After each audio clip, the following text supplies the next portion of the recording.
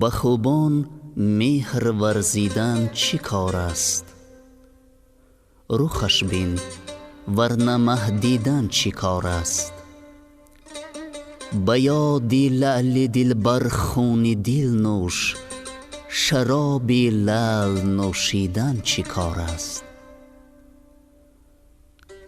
به مهر یوسف از جان قطع کن قطع، به تیغ دست ببریدن چی کار است؟ گر آرد جان به لب عاشق در این کار، لب معشوق بوسیدن چی کار است؟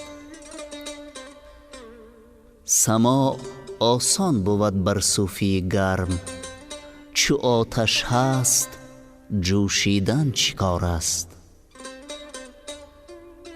به دامن عیب رندان پوش، زاهد لباسی زهد پوشیدن چی کار است؟